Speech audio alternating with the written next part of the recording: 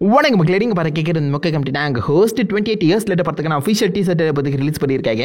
உண்மையிலே இது வரைக்கும் நான் பார்த்ததில் one of the best teaser அப்படின்னு சொல்லலாம். அந்த சாங் செலெக்ஷனாக இருக்கட்டும், அந்த டீசர் ப்ரெசென்ட் பண்ண விதம், கட் பண்ண விதம் சொல்லி எல்லாமே அந்த படத்தில் என்னடா நடக்க போதுங்கிற ஒரு கியூரியாசிட்டியும் அந்த டென்ஷனுமே சூப்பராக பில்ட் பண்ணிச்சு. வேற மாதிரி ஒரு டீசர் கட் பண்ணியிருக்காங்க. படமும் கண்டிப்பாக இந்த அளவுக்கு ஒரு பயங்கரமாக தான் சூப்பராக இருக்கும். அண்ட் இது தாங்க அந்த படம். லைக் ஃபுல்லாக iPhone 15 Pro Maxலேயே தாங்க சொன்னாங்க பார்த்தீங்களா, அதுதான் அந்த படம். iPhone 15 Pro Maxாலேயே எடுக்கப்பட்ட ஒரு படம். அது பார்த்தா அப்படி தெரிலன்னு செம்ம ஹை குவாலிட்டி எக்யூப்மெண்ட்லாம் யூஸ் பண்ணியிருப்பாங்க போல.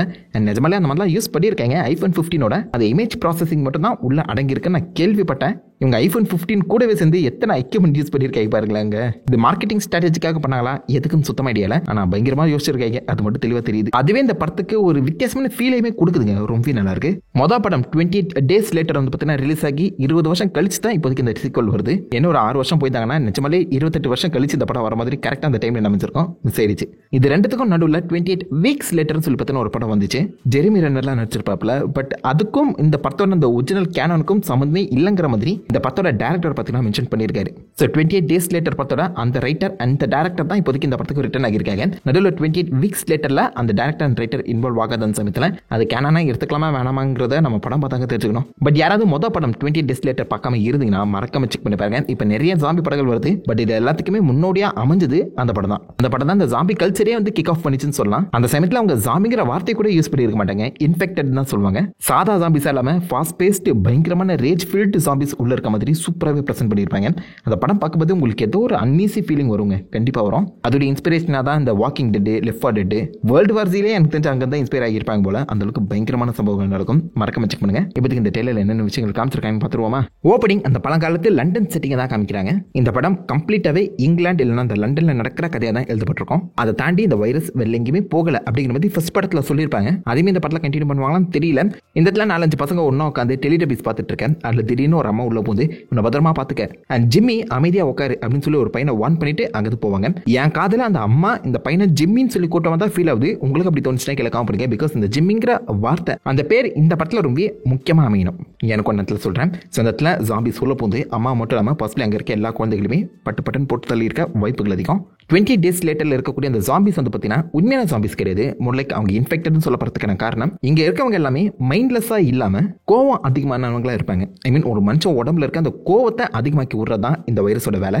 அதனால தான் அந்த வைரஸ் பேரே ரேஜ் வைரஸ். ஒருத்தனோட எம்பத்தியை குறைச்சி ரேஜ் அதிகமாக்கி விட்டுரும். அதாவது மற்றவங்க மேலே நீங்கள் பரிதாபப்படுவீங்க, கருணை காட்டுவீங்களே, அந்த கருணையை குறைச்சி 100 மடங்கு அதிகமான கோவத்தை ஏற்றி விட அது அந்த கோவம் தான் ஒரு மனுஷனை ஜாம்பியா மாத்திர மாதிரி ப்ரெசென்ட் பண்ணியிருப்பாங்க.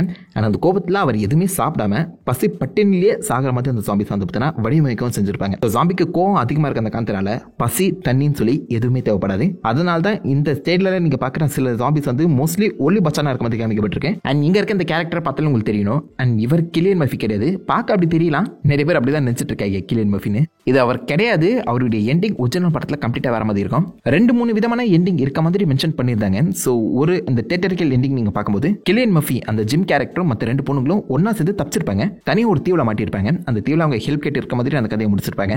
இன்னொரு எண்டிங்ல அந்த கிலியன் மர்ஃபி ஜிம் கேரக்டர் அடிப்பட்ட அந்த காரணத்தினால வழியிலே செத்து போற மாதிரியும் பிரசன்ட் பண்ணியிருப்பாங்க. 2-3 எண்டிங் இருக்கு. எனக்கு தெரிஞ்சு எந்த எண்டிங்கை ஃபாலோ பண்ண போறாங்கன்னு தெரியல. எனக்கு தெரிஞ்சு தியேட்டரிக்கல் எண்டிங் எடுக்கிற மாதிரி இருந்துச்சுன்னா கிலியன் மர்ஃபி சாகல. ஆல்டர்னேட் எண்டிங்கா இருந்தா இங்க இருக்க அந்த ஜாம்பி கிலியன் மர்ஃபியா இருக்க சான்சஸ் அதிகம். ஏன்னா அவர் சாகும்போது சட்டை எதுவுமே போட்டிருக்க மாட்டாரு. என்ன கேட்டீங்கன்னா இது கிலியன் மர்ஃபியா இல்லாம ஒரிஜினல் தியேட்டரிக்கல் எண்டிங் தான் கண்டினியூ பண்ணுவாங்கன்னு தோணுது. ஏன்னா அந்த படத்துல கிலியன் பார்த்தீங்கன்னா ஒரு பெரிய ரோல்ல அப்பேர் ஆகிற மாதிரி பேசிட்டு இருக்காங்க. அது என்ன மாதிரி இருக்க போகுதுன்னு பொறுத்து பார்ப்போம். பட் கண்டிப்பா ஒரு வயசான ரோலா தான் இருக்கணும். அண்ட் கிலியன் பேர் ஜிம்மு.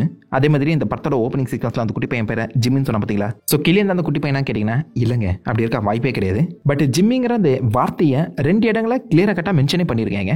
இந்த ஷாட்ல behold he comes from the clouds அப்படின்னு சொல்லி எழுதப்பட்டு பக்கத்தில் ஜிம்மின்னு சொல்லி மென்ஷன் பண்ணியிருக்காங்க. அதே மாதிரி இங்க ஒரு ஜாம்பியை தலைகீழா கட்டி தொங்க போட்டு அதோட உடம்புல ஜிம்மின்னு சொல்லி எழுதியிருக்காங்க. ஸோ ஜிம்மிங்கிற ஒரு கேரக்டர் பாசிபிளி இப்போ இந்த போஸ்ட் அப்போகலிப்டிக் உலகத்தில் ஒரு பெரிய ஃபேக்ஷனையோ இல்லை பெரிய ஒரு வாரியோ நடத்த வாய்ப்புகள் அதிகமாக இருக்கும் போல தான் தோணுது. இந்த படத்தோட கதை எதை நோக்கி போகுதுன்னு சுத்தமாக ஐடியா இல்லைங்க. பிகாஸ் படம் ரிலீஸ் ஆகி 20 வருஷத்துக்கு முன்னாடி அந்த விஷயங்களை கம்ப்ளீட்டாக பட்டி பண்ணி தான் புதுசாக ஒரு கதையை எழுதியிருக்காங்க. So complete imagination and fictional story தான். பட் இந்த டெய்லரில் காமிக்கிற சில விஷயங்களை வச்சு நம்ம எதை நோக்கி இந்த கதை போகுதுங்கிறத கெஸ் பண்ணலாம். ஸோ அந்த வகையில் 28 நாட்களில் இந்த வைரஸ் மொத்தம் அந்த இங்கிலாந்து முழுக்கவே பரவிடுச்சுன்னு சொல்லி மென்ஷன் பண்ணிட்ட அப்புறம் நிறைய மக்கள் இதனால பாதிக்கப்பட்டிருப்பாங்க. பட் இருந்தாலும் சில மக்கள் பாதிக்கப்படாமல் அவங்களுக்கான ஒரு தனி ஃபேக்ஷனை ரன் பண்ணிட்டு இருப்பாங்க. போன படத்துல நம்ம மிலிட்டரி ஃபேக்ஷனை பார்த்தோம், அவங்க தான் வில்லனா வந்திருப்பாங்க கிட்டத்தட்ட. அதே மாதிரி இந்த படத்துல 2 ஃபேக்ஷனை தெளிவாக காமிச்சிருக்காங்க. ஒன்னு நம்ம ஹீரோ ஆரன் டெய்லர் ஜான்சன் வரக்கூடிய அந்த ஒரு தனி கம்யூனிட்டி, இது ஃபேக்ஷனா இருக்கும் போதா கம்யூனிட்டியா இருக்க போதா சுத்தமா ஐடியா இல்லை. இவங்க தனித்து ஒரு தீவுல தான் வந்துட்டு இருக்காங்க. அந்த தீவுக்கும் மெயின் லேண்டுக்கும் பார்த்தீங்கன்னா நடுவில் ஒரே ஒரு ரோடு தான் இருக்கு. அதுவுமே ஹை டைட் வந்துச்சுன்னா கம்ப்ளீட்டா தண்ணிக்கடியில் மூழ்கிடும். ஸோ விச் மீன்ஸ் இந்த ஜாம்பிகளை ஸ்விம்மிங் பண்ண முடியாது போல. தண்ணினா பாசிபிள் இந்த ஜாம்பிஸ்க்கு பயமா இருக்க வாய்ப்புகள் அதிகம். ஸோ இவங்க தனியாக ஒரு செப்பரேட்டான தீவுல இப்போதைக்கு அமைதியாக வாழ்ந்துட்டு இருக்காங்க, ஒரு கம்யூனிட்டி மாதிரி வாழ்ந்துட்டு இருக்காங்க.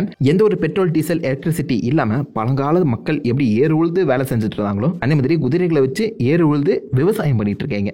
மிஷின் கன்ஸ் எதுவுமே இல்லாம போவன் ஆரோஸ் தான் யூஸ் பண்ற மாதிரி தெரியுது. ஏன்னா கன்ஸ் இருந்தாலும் புல்லட்ஸுக்கு எங்க போறது, உற்பத்திகள் இல்லாம உண்மையிலேயே இந்த மக்கள் கற்காலத்துக்கே போயிட்டாங்க அப்படிதான் சொல்லணும். அதுல தான் இந்த ஆரன் டெய்லர் ஜான்சனும் அவருடைய பையன் நினைக்கிற இவங்க 2 பேருமே ஹண்டிங்க்கு போறாங்க போல. இதை பார்க்கும்போது எனக்கு லாஸ்ட் ஆஃப் அஸ் தான் டக்குன்னு ஞாபகம் வந்துச்சு. அங்கேயுமே இந்த மாதிரி ஒரு செப்பரேட்டான கம்யூனிட்டி வாழ்ந்துட்டு இருப்பாங்களே. ஸோ இந்த இடத்துல அவன் பையனுக்கு நிறைய வித்தைகளை கற்றுக் கொடுக்குற மாதிரி தான் ஆரன் டெய்லர் ஜான்சன் அந்த குட்டி பையனை கூட்டு போறான். இல்லைனா இவ்வளோ பெரிய ஒரு ஆபத்தான வேலைக்கு எக்ஸ்பீரியன்ஸ் இல்லாத ஒருத்தன் போறதுக்கு நான் வாய்ப்பே கிடையாது. ஸோ குட்டி பையனுக்கு ஏதோ ஒரு டீச்சிங் மூமெண்ட்டுக்காக தான் கூட்டு போறான்னு நினைக்கிறேன். அது என்னவா இருக்கும்னு சுத்தமாக இல்லை, படம் பார்த்தா தான் தெரிஞ்சுக்கணும். இந்த பக்கம் ஒரு ஃபேக்ஷன் இருக்க மாதிரி இன்னொரு ஃபேக்ஷன் இவங்க மாஸ்க் போட்டுட்டு வராங்க. இவங்க யாருன்னு தெரியல, பட் இவங்க மேபி ஆரன் டெய்லர் ஜான்சன் அந்த கம்யூனிட்டி சார்ந்தவங்களாவும் இருக்கலாம், இல்ல கம்ப்ளீட்டா அவங்களுக்கு ஆப்போசிட் ஃபேக்ஷனாகவும் இருக்க சான்சஸ் இருக்கு. அண்ட் அந்த ஃபேக்ஷன்ல இருந்து தான் இந்த படத்தோட ஹீரோயின் கால்மர் வந்து பார்த்தீங்கன்னா தப்பிச்சு வெளில வராங்க போல. ஒரு சிங்கிள் மதரா அவங்க காமிக்கப்பட்டிருக்காங்க. அவங்களுக்கு சப்போர்ட்டிவா இந்த கேரக்டருமே இருக்காங்க. இவர் யாருன்னு தெரியல, பட் உடம்பு முழுக்க பெயிண்ட் தடவி இருக்காரு. பெயிண்டா ரத்தமாகாது. அண்ட் அவங்க வர இடத்த நல்லா நோட் பண்ணி பாருங்க. எலும்புகளால உருவாக்கப்பட்ட அந்த பில்லர்ஸ் இருக்கு, தனித்தனி தூண்கள் எலும்புகளாலே எழுப்பி இருக்காங்க. அண்ட் சென்டர்ல மண்டையோடுகளால ஒரு மிகப்பெரிய ஸ்டாச்சுவை பில்ட் பண்ணிருக்காங்க. ஸோ இது கண்டிப்பா ஜாம்பிஸ் பண்ணிருக்க வாய்ப்பே கிடையாது. ஒன்னு இவங்க தப்பிச்சு வந்தாங்களே அந்த ஃபேக்ஷன் மெம்பர்ஸ் பில்ட் பண்ணிருக்கலாம், இல்ல இவங்க 2 பேருமே தாண்டி உண்மையாவே இன்டெலிஜென்ட்டான ஜாம்பிஸும் இங்க சுத்திட்டு இருக்க சான்சஸ் இருக்கு. இந்த 28 இயர்ஸ் லேட்டர் வந்து பார்த்தீங்கன்னா ஒரு ட்ரைலர் தான் கொடுக்க போறாங்களாம். அந்த வகையில் செகண்ட் படத்துக்கு 28 இயர்ஸ் லேட்டர் பார்ட் 2 த போன் டெம்பிள் அப்படிங்கிறதா டைட்டிலாவே கொடுத்துருக்காங்க. ஸோ இதை பேஸ் பண்ணி தான் எனக்கு தெரிஞ்சு அடுத்த படத்துக்கான லீட் அமைக்கப்படணும். ஸோ அகெயின் இது யார் பில்ட் பண்ணியிருப்பா? இவ்வளோ க்ளீனாக இவ்வளோ பெரிய மண்டி ஓடுகளை யாருக்கே அடுக்கி வச்சிருப்பா? தூண்லாம் பில்ட் பண்ணியிருக்காங்க. மனுஷங்க தான் பண்ணியிருக்கணும், பட் ஏன் ஒய்? ஒருவேளை இறந்து போன அந்த ஜாம்பிஸோட மண்டி ஓடுகளை கலெக்ட் பண்ணி வச்சிருக்காங்களோ? இருக்கலாம், பட் இந்த இடத்துல தான் அந்த ஹீரோயினும் வர மாதிரி தெரியுது. ஸோ பாசிபிளி இந்த இடம் பற்றி அவங்களுக்கு ஆல்ரெடி தெரிஞ்சிருக்கணும், இல்லைனா அந்த இடத்த கண்ட்ரோல் எடுக்க வர்றதுக்கான வாய்ப்புகளும் இருக்கு. நடுராத்திரியும் இந்த இடத்துக்கு வர மாதிரி சில சீக்வன்ஸ் அமைக்கப்பட்டிருக்க காரணத்தினால இந்த படத்தில் இந்த இடம் ஒரு முக்கியமான ரோல் ப்ளே பண்ணலாம். ஸோ இவங்கள தான் திடீர்னு நம்ம ஆரன் டெய்லர் ஜான்சன் அந்த கம்யூனிட்டி மெம்பர்ஸ் ஒன்றா மீட் பண்ணி இவங்களுக்குலாம் நடக்கிற அந்த சண்டே தான் படத்தில் ப்ரெசென்ட் பண்ண போகிறாங்க நம்புறேன். இவங்களை தாண்டி போன படத்தில் இருந்த மாதிரியே ஒரு மிலிட்ரி ஃபேக்ஷன் இருக்க சான்சஸ் இருக்கு. இந்த ஷாட்டில் ஒரு ஸ்வாட் டீம் வந்து காமிச்சிருக்காங்க. ஏதோ டன்னலுக்குள்ள அவங்க போகும்போது பயங்கரமான கிரேட் காலி மாதிரி ஒருத்தன் இருக்க ஸ்வாட் மெம்பர்ஸ் எல்லாருமே போட்டு பந்தாடுறான். இவன் ஜாம்பியா என்ன நம்மளுக்கு புரியல. பட் என்ன கேட்டிங்கன்னா இது ரியல் டைமா இல்லாமல் பல காலத்தில் எப்படி அந்த வைரஸ் உலகம் முழுக்க பரவிச்சுன்னு சொல்லக்கூடிய ஒரு கதையாக இருக்கலாம். ஒரு ஃப்ளாஷ்பேக் சீக்வன்ஸ் அதை காமிக்கிறதுக்கான வாய்ப்புகள் இருக்கு. ஏன்னா டெக்னிக்கலாக பார்க்கும்போது ஜாம்பிஸாக மாறப்பட்டவங்க சாப்பிடவோ தண்ணி கொடுக்கவும் மாட்டாங்க, அவங்க உடம்பே வீக் ஆகிடும். அப்படி பார்க்கும்போது இவன் செம்ம பல்காக இருக்கிற காரணத்தினால பாசிபிளி ஃப்ளாஷ்பேக்காக தான் இருக்கணும். அப்படி இல்லைனா ஜாம்பிஸ் இவால்வ் ஆக கற்றுருக்கணும்னு நினைக்கிறேன். இந்த ஷாட்டை நீங்கள் பாருங்க, மரத்தை சுற்றி இயக்கப்பட்ட ஜாம்பிஸ் ஓடி வர மாதிரி காமிக்கப்பட்டிருக்கேன். எல்லாருமே கொஞ்சம் ஹெல்த்தியாக தான் இருக்க மாதிரி தெரியுது. அந்த காரணத்தினால ஜாம்பிஸ் இப்போதைக்கு இவால்வ் ஆகவும் சான்சஸ் அதிகம். ஸோ ஒரிஜினல் போஸ்டர்லேயே நீங்கள் பார்த்தீங்கன்னா பை த வே இந்த போஸ்டர் ஆக்சுவலாக பிரெடேட்டர் படத்தோட போஸ்டர் காப்பி. அதில் 28 டேஸ் லேட்டரில் அது ஆரம்பிச்சது, 28 வீக்ஸ் லேட்டரில் அது பரவிச்சு, இப்போதைக்கு 28 இயர்ஸ் லேட்டரில் அது இவால்வ் ஆச்சு அப்படின்னு சொல்லி மென்ஷன் பண்ணியிருக்காங்க. ஸோ விச் மீன்ஸ் இப்போதைக்கு டெக்னிக்கலாக அந்த வைரஸ் இவால்வ் ஆகிட்டு இருக்கேன். உண்மையிலே அதுக்கு தண்ணி சோறுன்னு சொல்லி எதுவுமே தேவைப்பட்டிருக்காது, பட் தன்னுடைய உடம்பு அது ஹெல்த்தியாக பார்த்துருக்கணும்ல.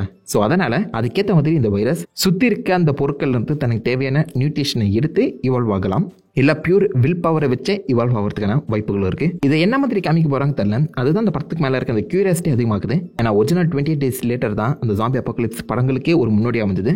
ஸோ இவங்க மற்ற ஜாம்பி படங்களை காப்பி பண்ணாமல் வித்தியாசமாக தான் ஏதாவது சொல்ல ட்ரை பண்ணுவாங்க. அது என்ன மாதிரி அமைய போகுதுன்னு படம் பார்த்து தெரிஞ்சுப்போம். ஆனால் அந்த கேள்விகள் கண்டிப்பாக அந்த படம் பார்க்கணுங்க அந்த கியூரியாசிட்டியாக தூண்டி விடுதுங்க. இந்த ட்ரெய்லரை பார்த்து முடிக்கும் போது உண்மையிலேயே ஏகப்பட்ட கேள்விகள் தான் எழும்பியிருக்கு.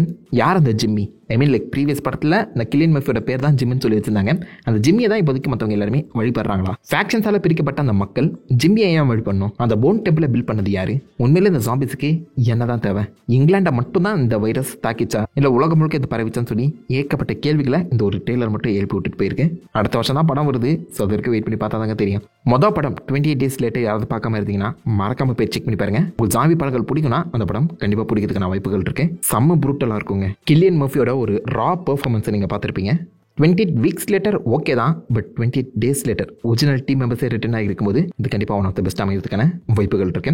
ஸோ ஏன் இந்த டேலை பற்றி நீங்கள் என்ன நினைக்கிறீங்க? உங்களுக்கு இந்த டேலை ப்ரெசன்டேஷன் பிடிச்சிருக்கா இல்லையா? 28 டேஸ் லேட்டர் படத்தை பார்த்தவங்க எத்தனை பேர் இந்த படம் பார்க்க ஹைதாக காத்துட்ருக்கீங்க சொல்லி மறக்காம எல்லாத்தையும் கீழே காம் பண்ணிட்டு அந்த லைக் பண்ணி தட்டி விடுங்க. உங்களை நல்ல ஒரு ஆசமான டேலை பற்றி நினைக்கிறேன். Have fun guys. வாட்டா